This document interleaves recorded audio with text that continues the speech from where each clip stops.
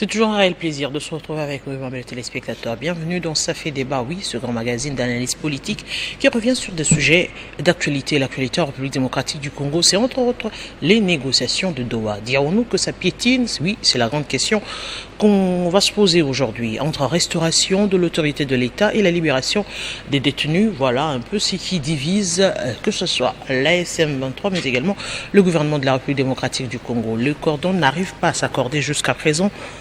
Est-ce que nous allons aller vers un report de ces négociations? Entre-temps, le gouvernement souminois 2, les remises reprises ont déjà été faites. Oui, l'heure au travail est-il vraiment l'alternative contre les défis sécuritaires dans la partie est de la République démocratique du Congo? On va en parler ici, sur ce plateau, avec des invités, oui, pas les moindres. Nous avons le gardien, oui, il est du courant des gardiens, c'est comme ça qu'on l'appelle. Monsieur Bongunda, du courant de la révolution du Congo. Voilà, j'y suis arrivé. Monsieur Apouyou Bongunda, bonjour et bienvenue sur ce plateau de Télé 50. C'est un réel plaisir de vous recevoir ici. Nous avons également monsieur Thierry Mokelekele qui est expert en géologie. Bonjour et bienvenue à vous. Merci madame. En géopolitique. Sauvé. Merci madame et je salue les amis avec qui nous allons échanger. Et je suis heureux d'être encore à Télé 50. Juste une petite information pour notre chère province de Haut-Katanga. Je n'ai pas toutes les précisions, mais c'est que nous savons que dans les heures qui suivent, le gouverneur Jacques Yaboula devra regarder la province pour continuer son travail et continuer l'ambiance étatique. Voilà un peu la petite information.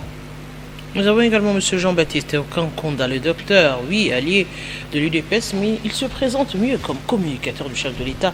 Bonjour et bienvenue. Madame Boustela, merci beaucoup de cette invitation. Je suis le pari-cochet du chef de l'État. Je ne suis pas de l'UDPS, mais je suis tshisekèdiste.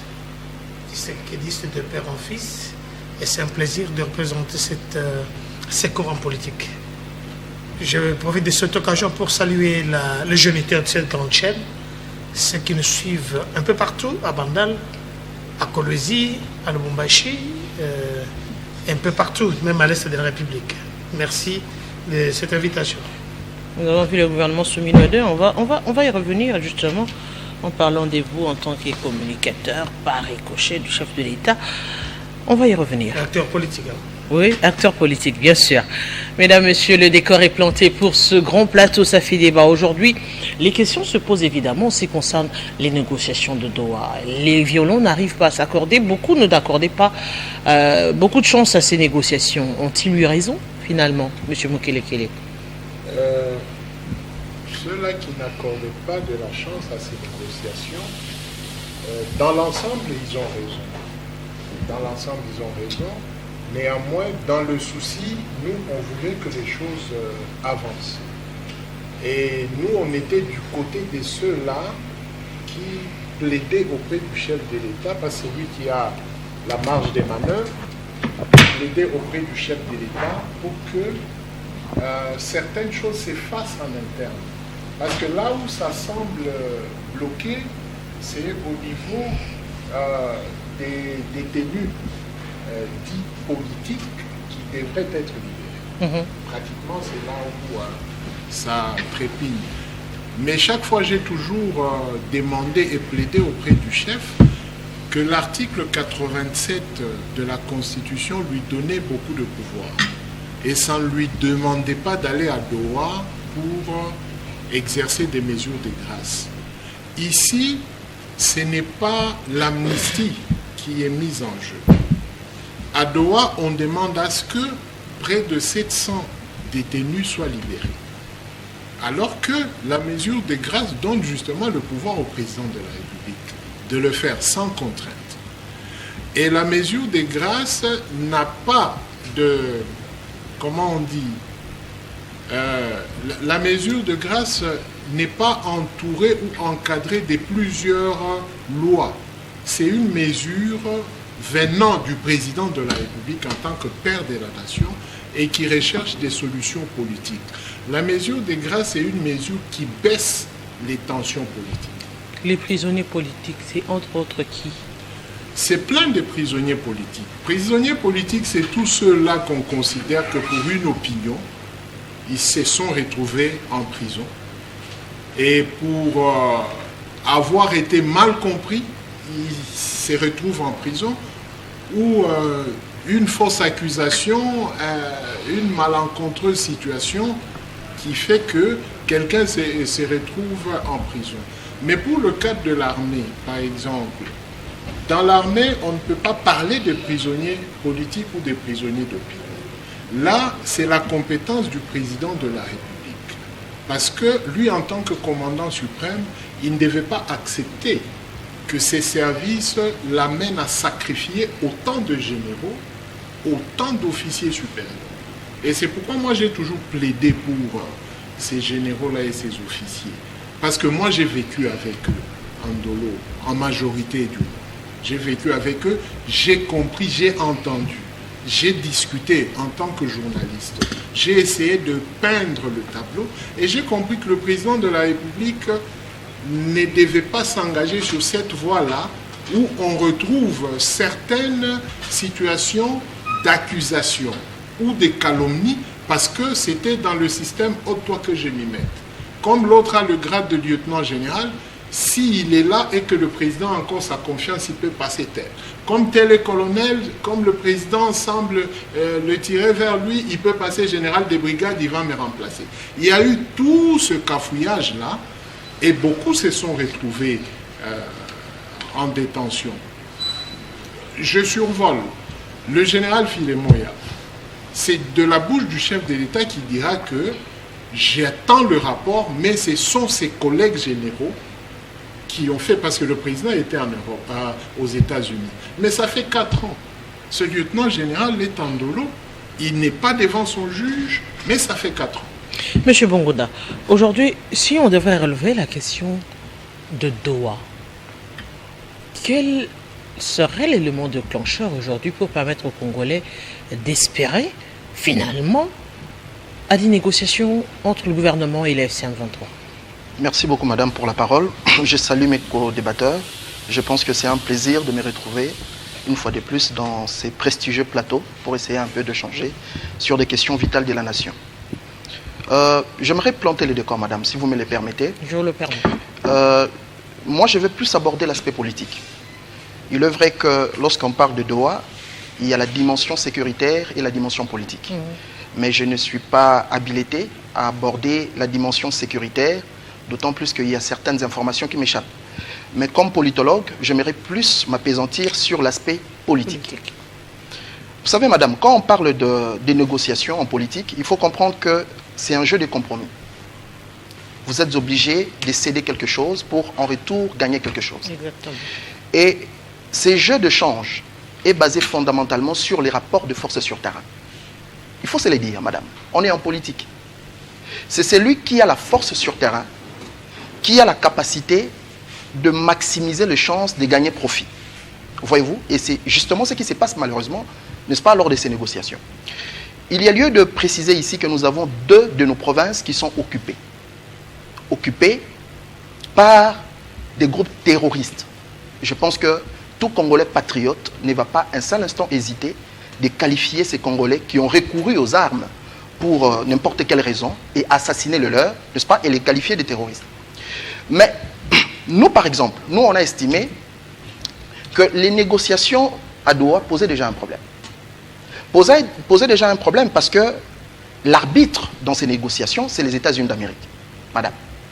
Et s'il faut être franc, nous devons nous poser une question. Est-ce que l'Amérique était un partenaire fiable? Ça, c'était déjà la question de départ. Et nous, on a estimé, je pense qu'on a fait les émissions, pour démontrer qu'on ne pouvait pas espérer avoir gain de cause en nous ralliant derrière les États-Unis d'Amérique. Parce que lorsque nous parlons de Doha, madame, c'est au Qatar. Mais vous savez que le Qatar, c'est parmi les pays partenaires stratégiques et partenaires économiques avec le Rwanda. Vous comprenez un peu? Vous estimez ou vous pensez un seul instant que lorsque le Qatar ou les dirigeants qatariens doivent décider entre la RDC et le Rwanda, ils vont décider en fonction de nos humeurs, en fonction de nos intérêts, ou ils vont le faire en fonction de leurs intérêts. Vous comprenez un peu? Tout ça, c'était des pesanteurs. Donc, à notre niveau, on pensait déjà que dès le départ, même s'il fallait envisager la possibilité d'avoir un pays pour assurer cette médiation, il ne fallait pas, n'est-ce pas, basculer rapidement vers le Qatar. Quel serait le moindre mal aujourd'hui? Mais présentement, parce que là c'était juste le décor, oui. Mais la réalité politique est ce qu'elle est aujourd'hui. Maintenant, nous estimons, en toute humilité, que le gouvernement congolais, à l'heure actuelle, nous devons protéger le vie humain, madame. Parce que chaque jour qui passe, il y a des morts. Et vous savez que ces gens, en réalité, ce qu'ils veulent, c'est d'avancer. Vous suivez les chefs d'état-major, n'est-ce pas, ou nos forces armées, qui dénoncent les violations intempestives de cessez-le-feu. Vous comprenez un peu? Donc, ce qu'ils veulent, c'est à tout prix avancer. Et au fur et à mesure qu'ils avancent, ils ont les rapports de force qui leur permettent de dicter leur agenda. Là, c'est la réalité. Maintenant, moi, je pense que, humblement, le gouvernement de la République, tout ce que le gouvernement peut faire actuellement, c'est d'essayer d'arrondir les angles, madame. D'où la fameuse problématique du dialogue. N'est-ce pas? Je pense que le dialogue, à l'heure actuelle, est inévitable. Parce que le M23, certes, il y a des prisonniers. Là, c'est une réalité. Vous comprenez un peu? Parmi les prisonniers, il y a les prisonniers politiques. Parmi les prisonniers, il y a les prisonniers, entre guillemets, sécuritaires. Vous comprenez un peu? Alors, quand on dit prisonnier politique, je tiens à préciser que prisonnier politique ne veut pas forcément dire prisonnier une personne qui a touché les armes.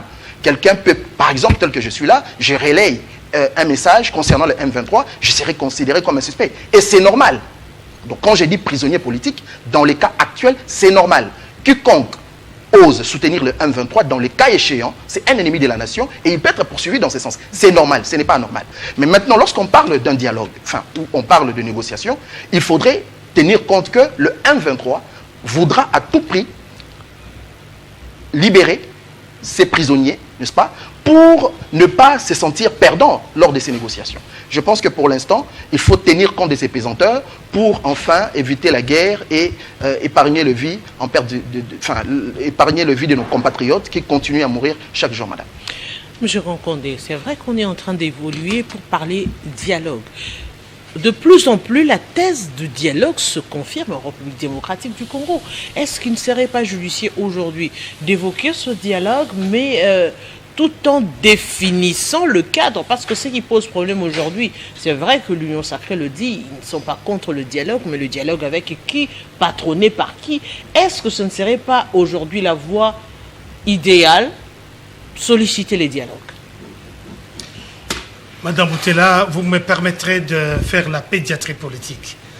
La pédiatrie politique, c'est tout à fait un concept qui permet d'amener les choses politiques à un niveau où tout le monde peut comprendre.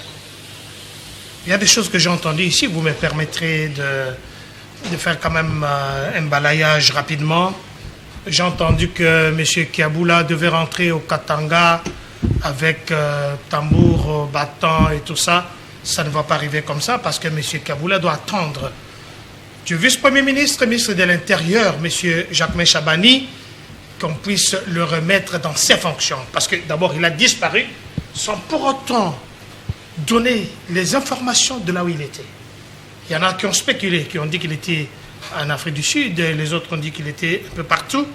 Je vois très mal, nous ne sommes pas dans une république bananière où quelqu'un est invité, juste une procédure administrative pour qu'il puisse venir répondre de quelques faits et qu'il disparaît comme ça, comme on dit en anglais, il disappear.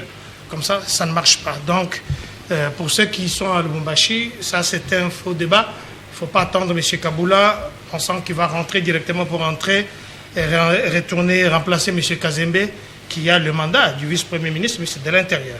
Et que je crois bien, le Conseil d'État s'en était aussi saisi. Je reviens ici, je vais rappeler à nos amis que la sûreté de l'État est au-dessus de tout. Quand nous parlons de la sûreté de l'État, qui est au-dessus même du chef de l'État, qui est au-dessus des politiques, qui est au-dessus de l'armée, je voudrais que les gens puissent comprendre. Parce que ici, quand vous comprenez la sûreté de l'État, il doit y avoir des mesures répressives que l'État doit prendre pour essayer de protéger sa population, soit à l'intérieur, soit à l'extérieur de la République. Dans ça, on peut restreindre la liberté des individus. Nous parlons ici de la sûreté de l'État. Et ce n'est pas aujourd'hui que nous allons essayer de l'apprendre ici. J'ai promis de faire cette pédiatrie politique pour que les gens puissent comprendre. Je vais retourner à votre question. J'ai entendu des choses ici, qu'il y a tel général qui a été arrêté, il y a tel... Je vous dis avec... Je vais entrer dans le vif du sujet, parce que je vais revenir. Au Congo, il n'y a aucun politicien, aucune arrestation pour les propos qu'on a tenus. Il n'y a aucun arrêté, il n'y a un prisonnier politique dans la République. S'il y en a, on peut me citer les noms. Je me cite Manga Chouchou, je vais en rire comme une vache. Mais on en a vu ici en République démocratique du Congo, Koliam Bouma, il a été arrêté et puis libéré. Et ça, c'est une incitation à la haine, à l'assassinat, et cet individu, c'est un terroriste. Je peux le confirmer sur votre plateau. Ici, on nous parle des jeunes hommes qui ont été arrêtés. Désormais, dans ces pays, il n'y aura plus de mixage. Dans ces pays, il n'y aura plus de mixage, de brassage, il n'y aura plus d'amnistie. Je le confirme ici, il n'y aura plus d'amnistie. Raison pour laquelle ce qui est en train de capoter à Doha, c'est parce que les autres sont en train de demander. Posons-nous d'abord la question, je promis de faire la pédiatrie politique. Nous avons le problème avec qui est l'agresseur de la RDC. C'est le Rwanda. Et quand vous regardez, même ceux qui soutenaient le Rwanda, aujourd'hui, ils sont en train de les laisser. Je suivis M. Trump, je suis Mme Ursula von der Leyen, celle qui dirige l'Union européenne aujourd'hui. Ils ont dû dire qu'ils doivent laisser le Rwanda, leur soutien avec le Rwanda est stupide aujourd'hui. Je ne voudrais pas qu'on fasse l'amalgame. Mais nous avons, permettez. Oui. Nous avons un pays agresseur. C'est le même spire de ces pays agresseurs qu'on retrouve à Doha. Ce sont les mêmes qui étaient aux États-Unis pour signer des accords avec nous. Nous avons vu le vice-premier ministre, ministre de l'Intérieur du Rwanda, M. Biruta, qui est venu pour donner encore quelques accords, quelques conditions par rapport à l'accord qui devait avoir lieu. Je parle ici, nous ne parlons pas ici des dialogues internes, dont je suis farouchement contre. Nous avions eu dans ces pays plus de 58 dialogues et 70 dialogues qui n'ont jamais aidé la République sur son développement, ni sécurisé la République. Parce qu'il faut mettre le décor.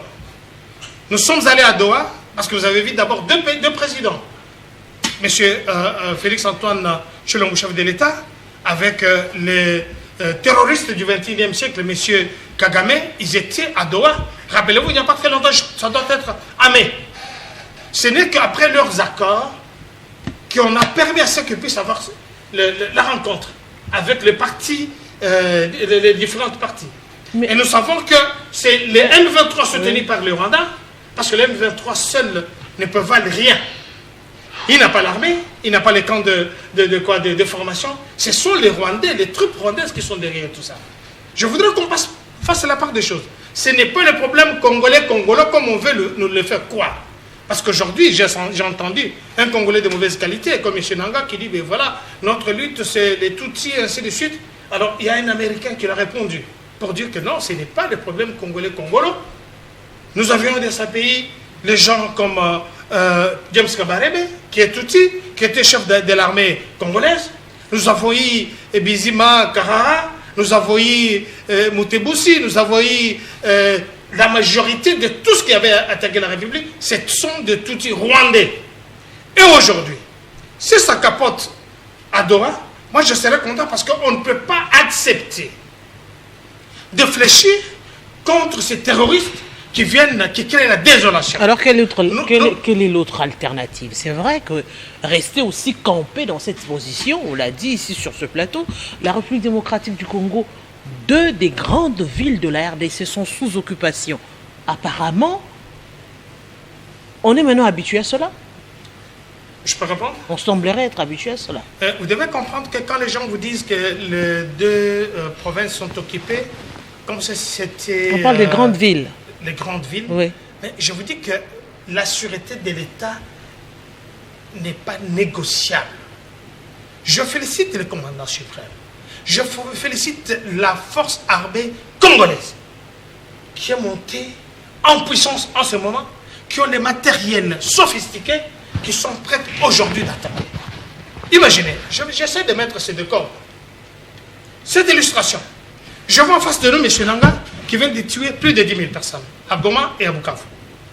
Je vois M. Kabila qui a commencé ses tracasseries politiciennes de l'autre côté, qui est de l'autre côté, qui est derrière celui, le soutien de ce M23, soutenu par le Rwanda.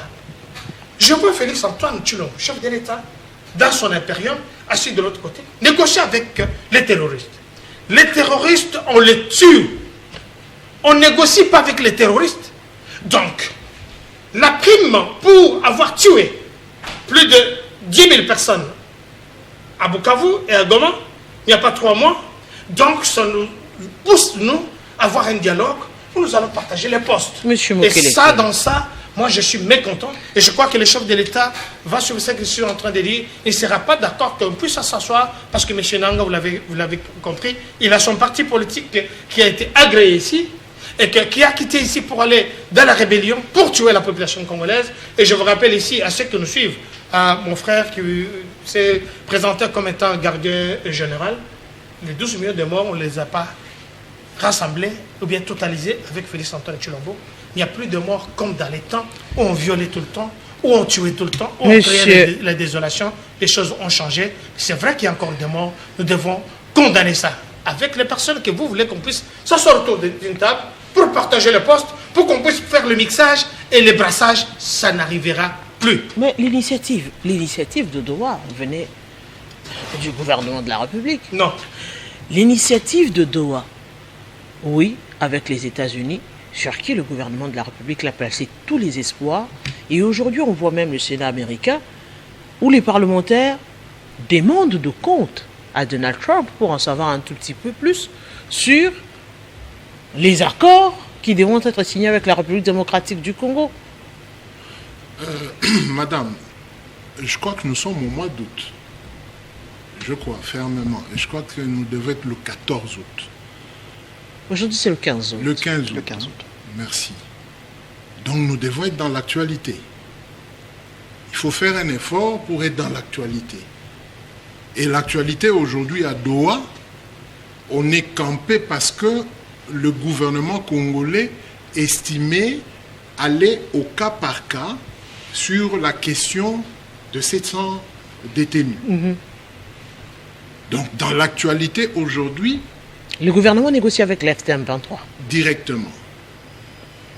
D'où, à Doha, je me répète, le président de la République serait en bonne posture s'il agissait en tant que garant de la nation.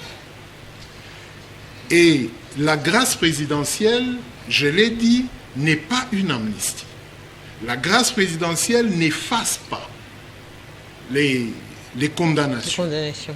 Mais la grâce présidentielle permet au chef de l'État d'apprécier, selon lui, qui on peut commuer sa peine, qui on peut réduire sa peine et qui le président peut estimer qu'on efface sa peine.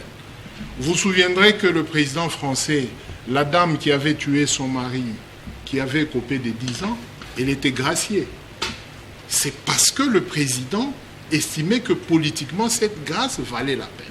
Donc pour le chef de l'État congolais, présentement, l'amnistie va lui prendre beaucoup de temps parce que les humeurs et les humoristes politiques vont bloquer. Mais la grâce, ça dépend de lui. La grâce, c'est à lui de voir avec le Conseil national de sécurité, où en son sein il y a tous les services, et apprécier comment diluer et diminuer. Alors, à Doha, nous n'avançons pas parce que le président ne s'implique pas. Ceux-là qui sont à Doha ne sont pas décideurs, que ce soit du clan gouvernement ou du clan M23. Mais moi, j'estime, par rapport à mon expertise dans cette question, je me répète, le président de la République a la marge des manœuvres. Et dans l'actualité aujourd'hui, pour permettre au chef de l'État d'avancer, il n'a qu'à appliquer, lui, la mesure de grâce en interne, ça va débloquer à Doha. Parce que ceux-là qui viennent à Doha, surtout ceux-là qui sont dans les territoires occupés, n'ont aucune décision d'État. Parce que la grâce présidentielle sera accueillie même à Doha, même aux États-Unis. Et on comprendrait que le président congolais a la volonté de donner des mesures d'assouplissement. Son prédécesseur Kabila l'a fait. On a vu le retour de Roger Lumbala. On a vu le retour de plusieurs qui étaient d'ailleurs encore au M23. Et ça a permis à ce que nous allions à la CENCO pour chuter en 2017 et avoir un gouvernement de sortie des crises. Donc ce n'est pas du nouveau pour le chef de l'État aujourd'hui. Penser ou faire croire aux gens que le président ne pardonnera jamais. Non, le jamais n'a jamais fonctionné parce qu'on disait au président de ne jamais négocier et finalement le président négocie. Et on pensait qu'aux États-Unis, Donald Trump donnerait carte blanche, mais Donald Trump dit allez parler maintenant entre Congolais. Donc à Doha, ce n'est pas une question des Rwandais et des Congolais, c'est une question des Congolais et des Congolais. Donc l'actualité aujourd'hui nous oblige à comprendre et à nous adapter. On peut avoir ses propres sentiments de ne pas aimer son prochain. C'est tout à fait normal. Mais ici, nous parlons État. Madame, je vais vous donner un petit exemple. Nous sommes en Dolo. Il y a un gars qui vient de Makala parce qu'ils avaient fait du désordre et qui a eu même mort d'homme à Makala. Il vient là-bas, il est aussi tornituant. Et on voulait toujours le mettre des fils et tout et tout. Moi, j'ai plaidé auprès du chef. J'ai dit que laissez-moi parler avec ce monsieur. J'ai négocié avec lui. Et il était calme, on lui a desserré, on lui a donné une culotte et un polo. Et j'ai demandé au directeur qu'on lui donne quelque chose à faire dans la prison. Et comme il faisait peur à certains détenus entre nous, il nous a aidé à maîtriser d'autres tornituants dans la prison. Donc, le président de la République, c'est lui le père de tout le monde. Des tornituants, des abbés, des pasteurs, des voleurs, des violeurs. C'est au président de voir, pendant cette période, qu'est-ce que j'ai fait des violeurs, des voleurs, des pasteurs. Les violeurs restent, mais ceci je peux retirer, ceci je peux... C'est lui qui a la marge des manœuvres. Donc, les cigales et les oiseaux sans graisse qui crient trop n'ont pas aidé le chef de l'État. Nous allons parler bientôt du gouvernement souminois 2. Mais qui crie fort, je chute par là. C'est toujours les mêmes oiseaux sans graisse qui ont poussé le chef de l'État à ne pas avancer. Mais il les a fait une surprise qui est désagréable aujourd'hui et aux yeux de tout le monde. Donc nous encourageons le président de la République dans son également 3. Vous vous rappelez également qu'il y en a eu avec Joseph Kabila aussi. Tout à fait. Tout à fait, madame. Ceux qui criaient troisième mandat, le président encore du temps, finalement ils ont été... Voilà, et désagréablement surpris. Ce sont eux qui crient encore fort aujourd'hui. Ce sont ceux-là que je qualifie d'oiseaux sans graisse. Mais M. Bongonda, aujourd'hui, si on Bongonda. Oui, merci. Si on devrait justement parler politique, comme vous le dites, ce serait qu'est-ce qui empêche aujourd'hui au gouvernement d'arriver à négocier? C'est la peur du partage du pouvoir. C'est entre autres ce changement de narratif. Ou réellement les calculs politiques qui vont être perturbés aujourd'hui, parce qu'il faudra le dire avec l'Union sacrée, déjà qu'on a élargi avec le pouvoir discrétionnaire du chef de l'État, qu'il avait dit, il ne tiendra pas compte du poids politique. Aujourd'hui, appeler l'AFC M23 aux négociations, ça voudrait dire encore que les choses vont se bousculer davantage. Oui, merci madame, une fois de plus pour la parole. Mais j'aimerais peut-être brosser quelques sujets rapidement. La sûreté de l'État. J'aimerais rappeler sur ces plateaux que la sûreté de l'État va de pair avec l'exercice du monopole physique de la violence physique légitime. On ne peut pas parler de la sûreté de l'État sans avoir la capacité d'assurer le monopole de la violence physique légitime. Aujourd'hui, l'Est du pays n'est pas contrôlé. Soyons sérieux. Au moment où nous sommes en train de débattre, dans ces beaux cadres climatisés, il y a des femmes qui se font violer. Ça, c'est la réalité. Il y a des jeunes gens qui se font décapiter. Ça, c'est la réalité. Au-delà de la phraséologie épatante qu'on peut utiliser sur ces plateaux. Là, ça, c'est la réalité de notre pays. Alors, on doit faire un choix. Soit nous plongeons dans cet orgueil démesuré, où nous pensons détenir le monopole de la vérité, en écartant les autres, encore que nous n'avons pas le monopole, j'insiste, de la violence physique légitime. En fait, vous savez, aux États-Unis d'Amérique, par exemple, lorsque un citoyen, vous prenez les armes contre votre pays, ou vous êtes un terroriste, on vous donne le statut d'un combattant ennemi. Vous êtes déchu de tous vos droits. Et on vous envoie éventuellement en Guantanamo. Parce que l'Amérique s'est rassurée d'être à mesure de poursuivre les terroristes partout où ils sont. Et l'Amérique s'est donné le moyen de poursuivre plus de la moitié du budget américain affecté dans le domaine de la défense et sécurité. Plus de 70% de notre budget. Ça va où? Parlons-en. De quelle sécurité dont nous parlons? En fait, je ne suis pas en train de cracher sur la sécurité de l'État. Nous avons un service de sécurité qui travaille, parce que sans nos services de sécurité, sans nos forces armées, ces pays seraient déjà plus de la moitié récupérés par les ennemis. Là, c'est une réalité. Mais j'aimerais que nous soyons aussi pratiques en même temps. Que nous puissions comprendre qu'il y a des défaillances. Vous comprenez un peu? On n'est pas en train de jeter de l'opprobre, n'est-ce pas, à la direction politique. Vous savez, madame, le président de la République se retrouve face à une contradiction. La contradiction, c'est laquelle? C'est que c'est quelqu'un qui est épris de la justice, de l'amour de son pays. Mais en politique, la volonté ne suffit pas, madame. En politique, il faut la capacité. Et la capacité, c'est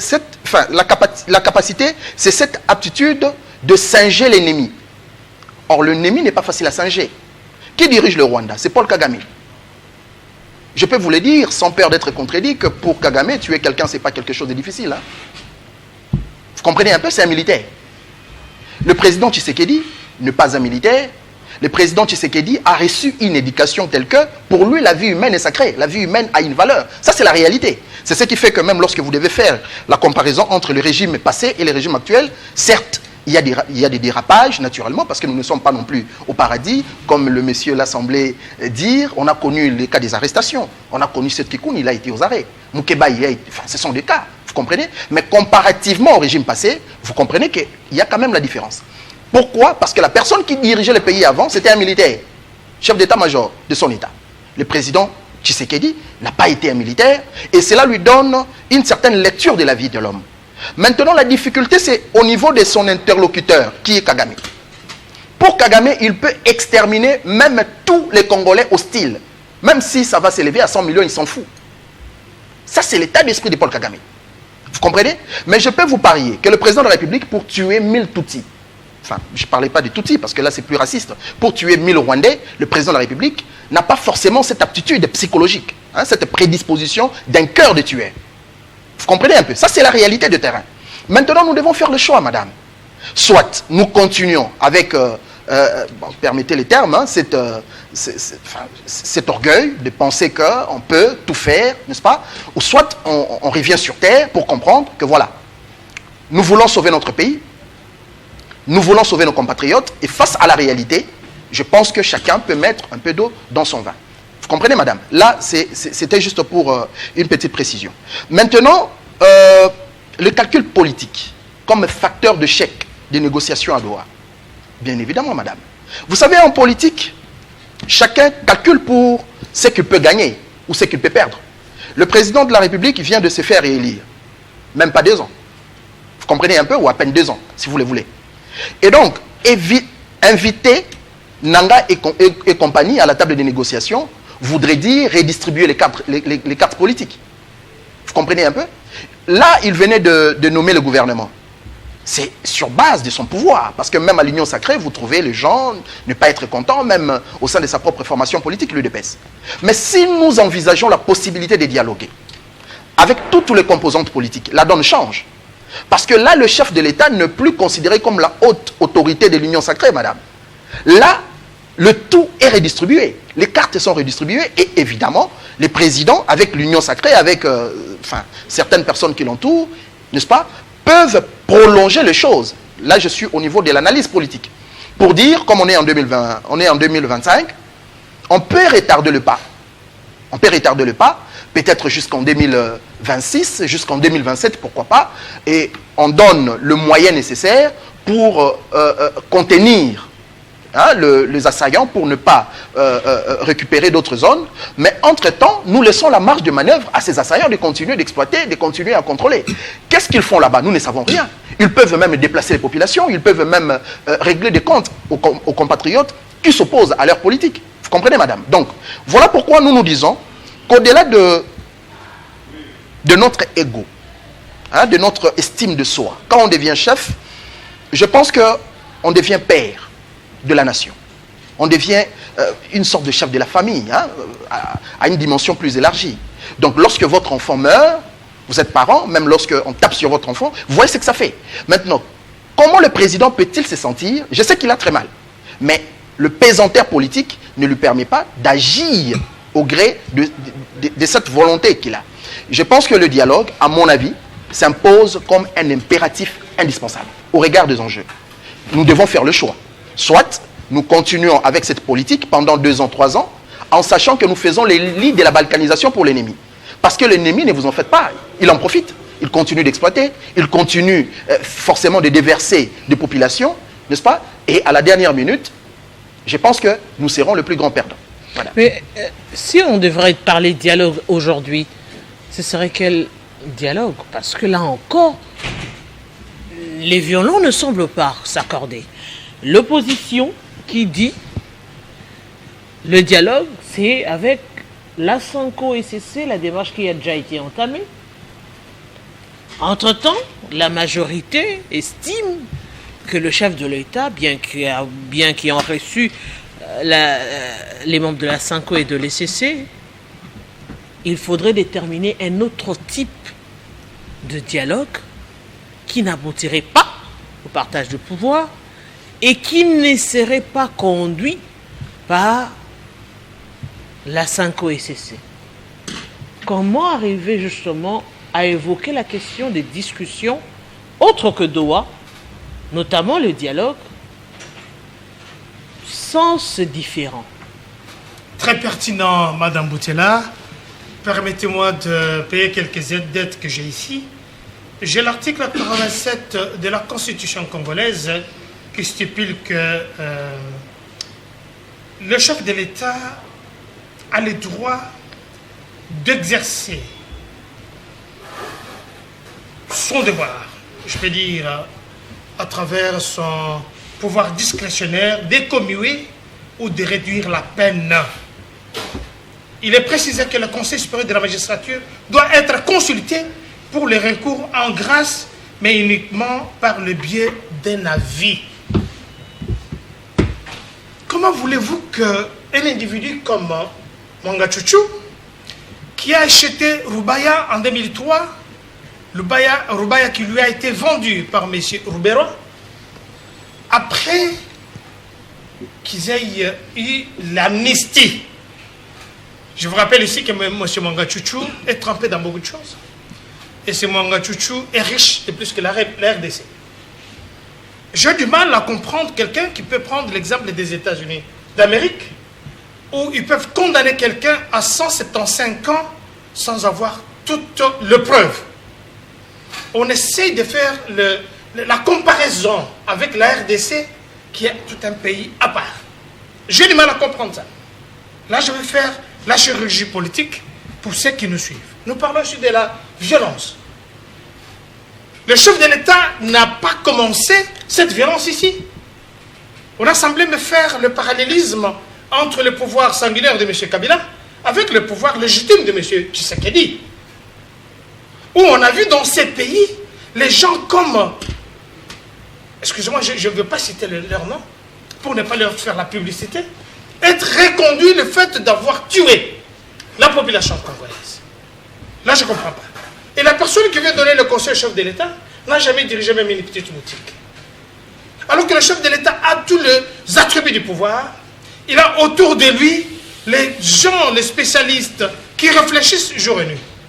Et très désagréable, c'est de sentir que quelqu'un, un intellectuel de son état, traitait les autres comme étant des oiseaux non graisseuses. C'est vraiment une insulte. Vous traitez les êtres humains comme étant des oiseaux non graisseux. Je parle bien. Et la personne qui dit, c'est quelqu'un qui a fait le toll, que lui-même était en dolo, qu'il a semblé donner des leçons de quoi, je peux dire, de pédagogie à un repris de justice. Moi, je ne comprends pas. Un repris de justice, quelqu'un qui a fait le toll, quand on est en dolo, ce n'est pas n'importe qui, ce n'est pas un civil qui va en dolo. Il faut avoir touché les armes, quelque chose de ça. Et une personne comme ça, il vient à la télé pour donner le conseil au chef de l'État qui a son pouvoir discrétionnaire. C'est un Congolais à part entière. Excuse-moi, un Congolais à part entière, il y a des choses qu'il ne faut pas parler à la télé, excuse-moi. Donc, non, on me parle de M. Siet Kikouni. On me parle de M. Moukebaï, qui est moi j'ai rencontré sur un plateau de télévision, qui fait l'apologie de la haine tribale. Et les gens qui ont été arrêtés, parce que l'autre était à Katanga, où il essayait de soulever les Bakata Katanga avec le Gédéon Kyungu, qu'on a vu ici, un sanguinaire qui a sorti les enfants dans les entrailles des femmes, qui est en liberté aujourd'hui. J'ai du mal de comprendre quel genre de république voudrions-nous construire, tout en nous traitant des oiseaux non graisseux. Alors quand vous regardez Dr Kankonda, vous le voyez qu'il est vraiment graisseux, vraiment très graisseux, surtout en bonne santé. Revenons à la balkanisation dont vous avez parlé. La balkanisation, ce n'est pas un symbole. Eh bien, Monsieur Kankonda. Oui, je vous fais rire, oui, oui. Parce qu'on est, ça ne vient pas de nous. Non, non, on est dans un débat. Non, ça dérange. On est dans un débat républicain. Non, et la particularité dans ce plateau, c'est que nous faisons honneur à nos téléspectateurs parce qu'ils sont nombreux à nous suivre et qui nous respectent et on leur doit ne permet pas ce respect-là. Comme un oiseau. Un homme politique. Permettez-moi de terminer. Là, je vous laisse pas, excuse-moi. Un homme politique. Permettez aux téléspectateurs. Un père de famille qui est traité comme un oiseau graisseux. Là, je me rappelle Lambert Mende. Je réponds directement au dialogue. De Semco, de l'SCC, on a vu un politicien en robe qui était au Rwanda il n'y a pas très longtemps avec M. Kagame, où il fait l'apologie de leadership de M. Kagame. Est-ce que ce monsieur, on peut leur faire confiance? Le dialogue est permanent. On a vu M. Fayoulou, Madidi, que je salue en passant.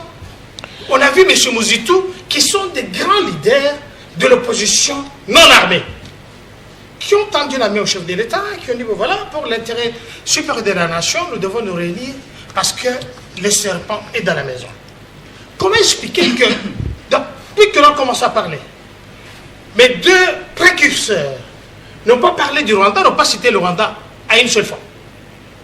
Ne savent pas d'où vient l'insécurité au Congo.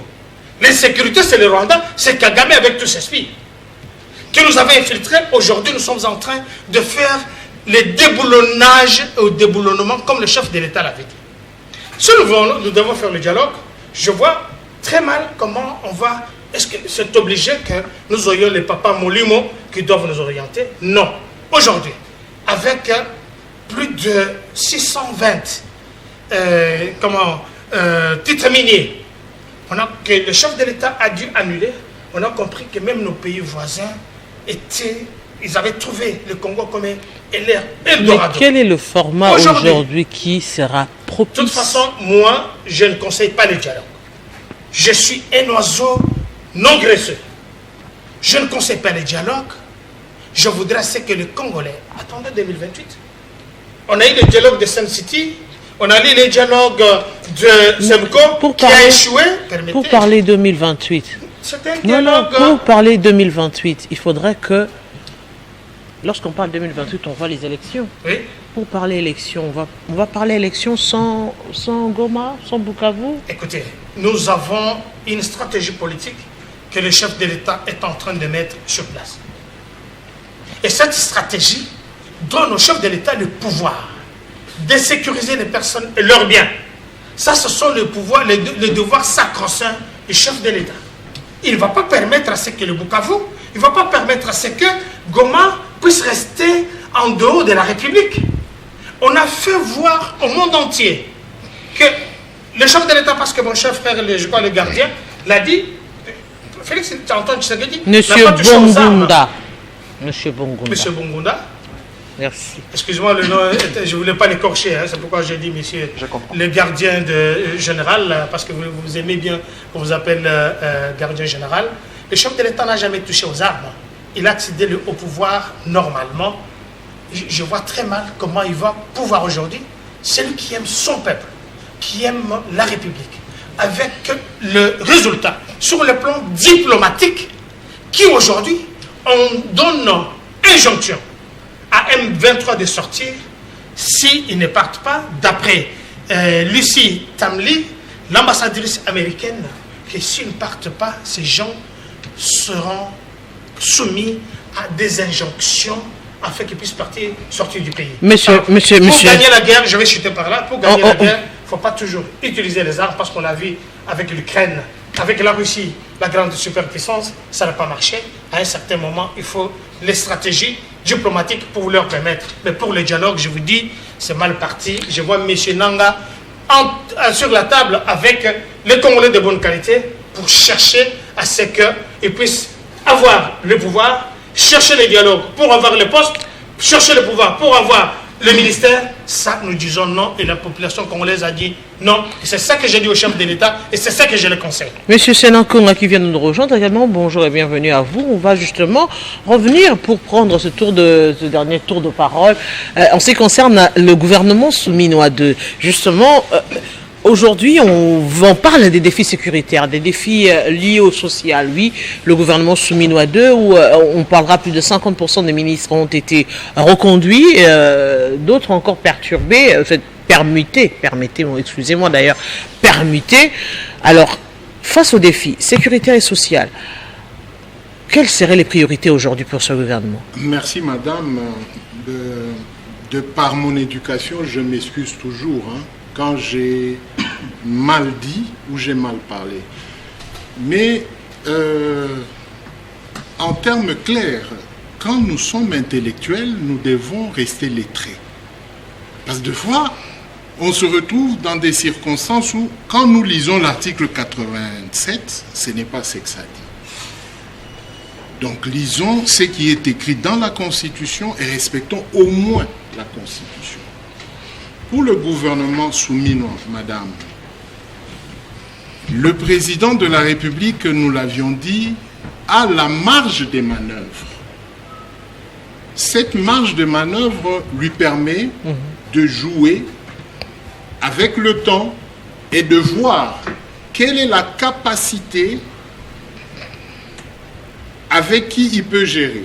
Parce qu'en dehors de Souminois 2, on peut avoir la possibilité d'avoir Souminois 3 ou même Souminois 4, en attendant que les conclusions de Doha n'arrivent.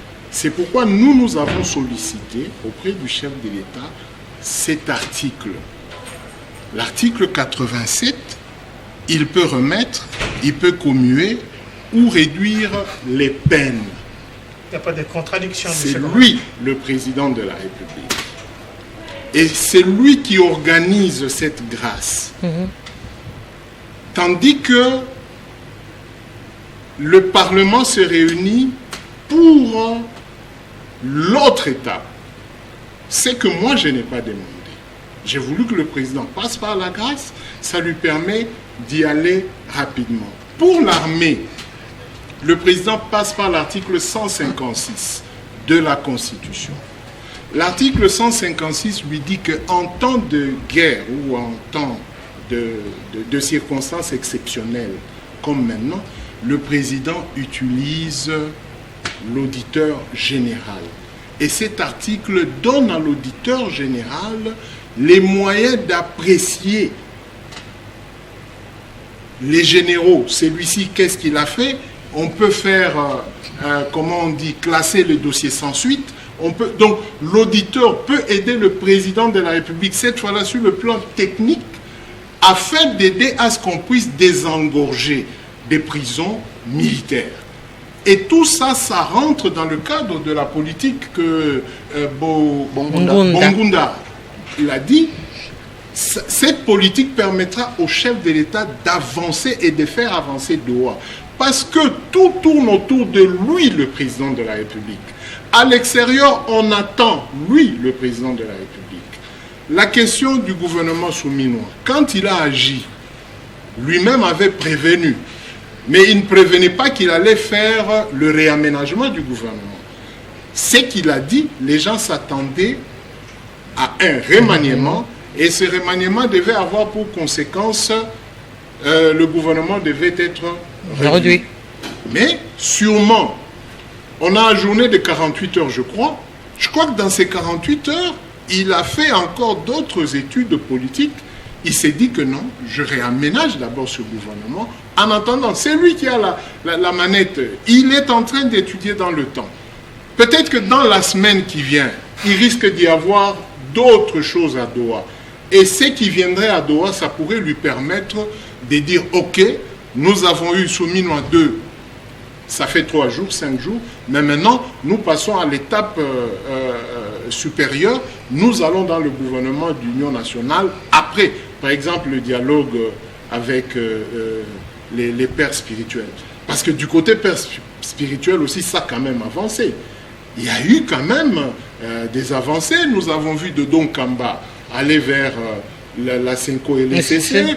On a vu les musulmans s'accommoder. C'est ce qu'a demandé d'ailleurs le chef de l'État, voilà. C'est-à-dire nous agrandir le cercle. Dans le tas, parce que moi je suis resté pratiquement dans le réseau sécuritaire, comme Bongunda était dans la politique, je ne voulais pas y aller de coq à l'âne. C'est pourquoi moi je préférais amener le président de la République que sécuritairement, les 2 articles peuvent l'aider à booster la politique du pays et à nous faire réchuter dans l'apaisement, et nous allons récupérer la situation, madame.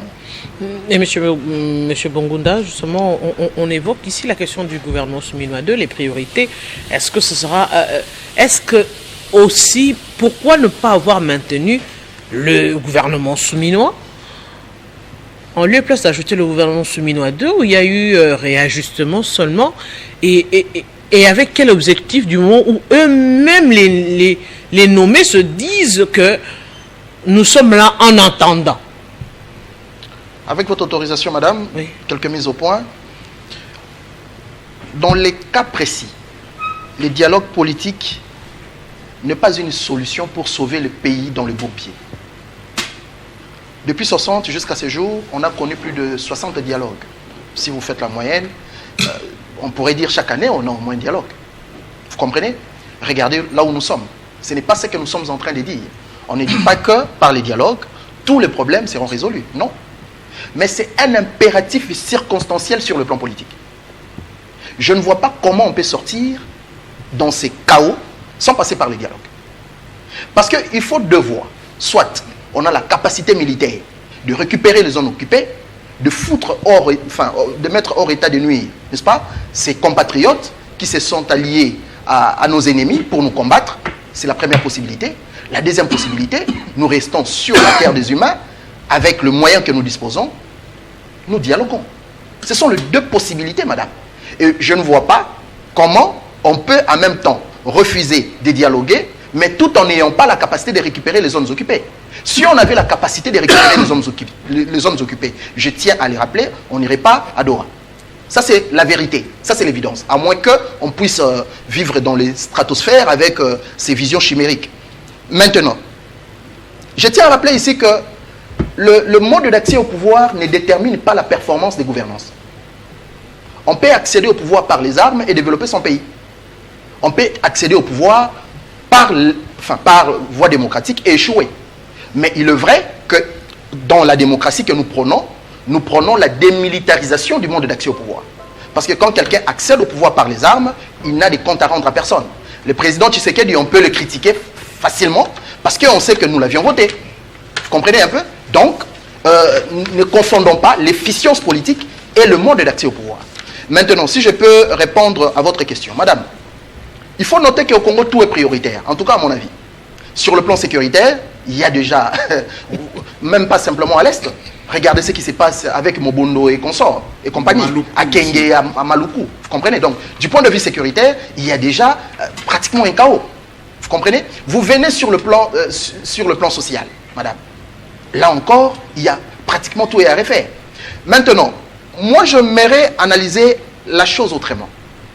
Lorsque je lis ma constitution, nous sommes dans un régime semi-présidentiel. Mais dans un régime semi-présidentiel, lorsque le président a la majorité parlementaire, le président de la République a pratiquement tout le moyen d'imposer sa volonté. Ça, c'est la nature du régime que nous avons.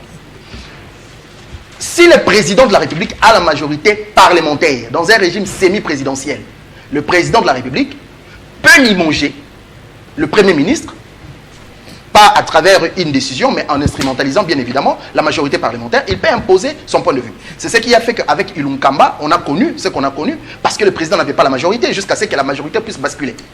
Et donc, maintenant, si nous devons parler de ministres qui occupent des fonctions d'État, à mon avis, je pense que ça reflète la vision du chef de l'État. Parce que c'est le chef qui a une vision, et le chef s'entoure de ministres pour concrétiser sa vision. Vous comprenez, madame? Donc, c'est le chef qui sait dénicher les compétences de tout un chacun pour apporter quelque chose dans la réalisation de sa vision. Maintenant, si au niveau du casting, ça pose problème, donc ça nous renvoie à dire qu'il y a un problème de vision. Vous comprenez un peu, madame? Parce que moi, je ne peux pas comprendre qu'on puisse aujourd'hui s'attarder sur le ministre. Parce que lorsque même vous regardez, on parle plus de ministre. Hein, tel ministre a fait ça, tel ministre a fait ça. Mais qui a le pouvoir discrétionnaire pour reconduire ou permettre ces ministres? C'est le président de la République. Le président de la République pouvait dire, avec tout ce qu'on est en train de connaître comme problème, voilà, je prends telle décision. Remanier c'est pas une mauvaise chose. Mais on remanie avec qui? Je vous donne un exemple. Sur le plan, par exemple, de la défense. Je ne suis pas militaire. Et je l'ai dit, je m'abstiens de parler de questions sécuritaires parce que je ne suis pas accrédité. Mais je peux au moins analyser. Madame, nous sommes agressés par des dirigeants militaires. Parce que, en fait, quand la Constitution fait du président de la République le commandant suprême des forces armées, la Constitution fait de lui un militaire avant d'être un civil. En quelque sorte. Donc le président, s'il est assis autour d'une table avec les généraux, il est censé avoir l'esprit des commandements plus que ses généraux. Parce que c'est lui qui engage la nation sur le plan militaire. En face de lui, il a qui? Il a Paul Kagame. Maintenant, le président de la République a besoin d'une équipe parce que le président n'est pas militaire. Et ce n'est pas un péché, le fait de ne pas être militaire. Le président de la République a besoin de collaborateurs. Mais comment dans les secteurs de défense, par exemple, je prends un cas isolé, dans les secteurs de défense, on peut avoir de gens qui n'ont pas forcément l'expérience dans le domaine militaire. Ça pose un problème. Vous comprenez, madame? Et donc, c'est là pour dire que ça reflète la vision du chef. Et moi, je respecte le chef avec sa vision. Une chose est sûre, c'est que si nous condamnons, si nous voyons des faiblesses au niveau des animateurs, cette responsabilité incombe exclusivement au chef de l'État et ça témoigne de sa vision. Monsieur Sénat, justement, on va terminer avec vous sur cette question du gouvernement. Merci beaucoup, madame. Je m'excuse pour le retard, en tout cas. Il y a vraiment de l'embouteillage et tout. Mais avant de répondre à la question, je voulais rebondir un peu sur ce qui s'est dit sur le plateau par rapport... rapidement et brièvement. Rapidement par rapport au dialogue. Les Congolais nous aimons trop le dialogue.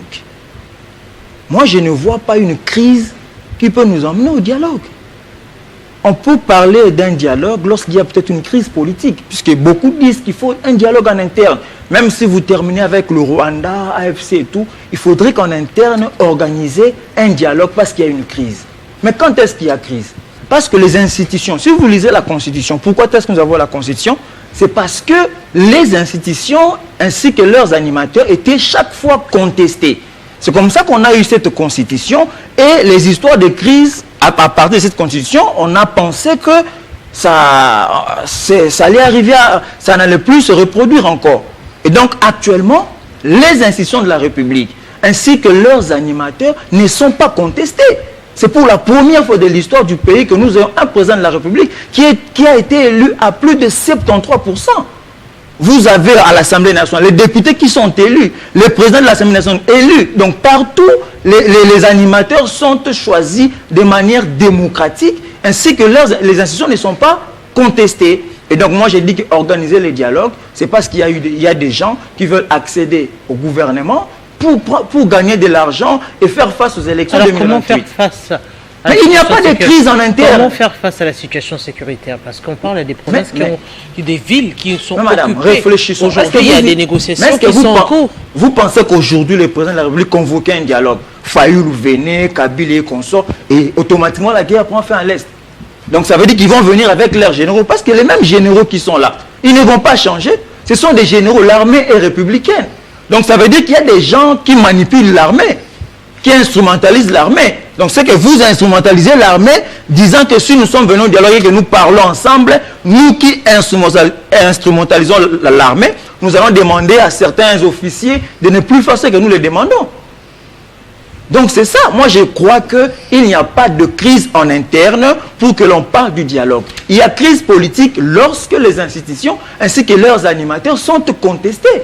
Et in casus spec, qu'il n'y a pas, ce n'est pas le cas. Et donc par rapport à ça, je crois que c'était notre point de vue par rapport au dialogue en interne. Un dernier mot, M. Kankonda, pour conclure. Parce que, alors, M. Kankonda, malheureusement. Madame Boutera, vous devez comprendre qu'on nous envoie, ou bien on nous renvoie de lire la Constitution, l'article 156 de la Constitution qui donne au chef de l'État le pouvoir dégracier les généraux conspirateurs. Le chef de l'État ne peut pas gracier un général qui a la vocation de protéger la République. J'ai du mal. Moi, j'aurais bien voulu que ces gens de généraux, on les amène devant le stade de martyrs, on les pend pour que ça donne des naissances. Par rapport au gouvernement, le casting du chef de l'État, j'ai aimé votre chute. Vous ne pouvez pas parler des choses qui concernent l'armée et la sécurité de l'État à la télévision n'importe comment. Ceux qui vous y envoient peut-être vous poussent à parler de ça. Vous avez aimé pas de vrais Congolais. Parce que ça rencontre votre point de vue. Je dis ceci, nous parlons République, c'est un débat républicain. Ici, par rapport au gouvernement, il y a des choses à dire. Je ne suis pas là pour applaudir. Le chef de l'État, sa faiblesse, c'est quoi? Il suit ce que sa population lui dit. Il a dit, je ne suis pas Dieu le Père pour ne pas me critiquer, pour ne pas faire le parallélisme avec un dictateur sanguinaire qui est devenu rebelle, sanguinaire, qui est devenu criminel aujourd'hui, M. Kabila. Tout le monde l'a vu. Je dis un terroriste. Le chef de l'État a mis un gouvernement en place. Ce gouvernement, est-ce que tout le monde est content? Non. Est-ce que Dr Kankonda est content? Il n'est pas content. Il y a quand même le profil des gens qui devaient... Vous êtes parmi les oubliés. Je ne suis pas parmi les oubliés. Quand vous regardez peut-être la proposition qu'on a pu faire par rapport aux Congolais capables qui peuvent assumer ces fonctions-là, je dis que le chef de l'État, il n'a pas oublié. Il fait ses castings, il a son pouvoir discrétionnaire. Je vois très mal que Dr Kankonda ne puisse pas être ministre, que ce soit de l'environnement, excusez-moi, attendez votre temps de parole. Je vois très difficile que Maître Eli Beni ne peut pas être un ministre, peut-être de la justice. Je vois très mal comment Cédric Moudiatou peut être ministre des Transports ou bien des Télécommunications. Il y a des gens qui sont capables aujourd'hui d'assumer de hautes fonctions. Je dis, Dr Kankonda est là, il est capable d'assumer de hautes fonctions. Et avec ce gouvernement, pour ce qui me concerne, je ne suis pas content du tout parce que c'est la vie du peuple. C'est le peuple qui dit, nous ne sommes pas compétents avec tel. Regardez, juste, je vais chuter par là. Quand vous voyez Mme Eva Bazaïba, ministre de l'Environnement, qui a été huée lors de remise et reprise, alors que Mme Aziza Mounana, qui a fait des activités, des résolutions, qui a accompli la vision du chef de l'État, n'est pas reconduite. Alors là, on se pose la question. Qu'est-ce que Mme Eva Bazaïba a apporté là-bas? Pourquoi elle a été reconduite? Pourquoi il y a eu un cercueil qui a été fabriqué à son effigie et qu'il y a eu des tohubouyis, des problèmes? Alors on se pose la question et nous demandons au chef de l'État. Je sais que ce n'est pas la fin du monde et nous sommes là pour l'aider. Nous sommes des Tshisekidistes, nous ne sommes pas des frustrés, mais on est capable d'assumer des hautes fonctions dans cette vie, dans la loyauté, parce que le Tshisekidisme, c'est d'abord l'état des droits, c'est faire ce que la population veut. Monsieur Kankonda, grand merci à vous. Monsieur Thierry Moukelekele, monsieur également, monsieur Apouyou Bongundar du courant de la Révolution du Congo. Grand merci également. Et aussi Monsieur Sénat, grand merci également. Je rappelle que vous êtes également membre de l'Union Sacrée, porte-parole de Monsieur Singh Poulou, acteur politique. Grand merci à vous, aimables téléspectateurs. C'est un réel plaisir de partager ce moment avec vous, dans l'espoir justement de nous retrouver la semaine prochaine. On le dira toujours, c'est un débat républicain qui appelle, comme au football, au fair play et à la tolérance. Nous avons été nombreux à vous suivre et grand merci également à vous. On se retrouve très prochainement. Vous n'étiez pas à Nairobi, madame.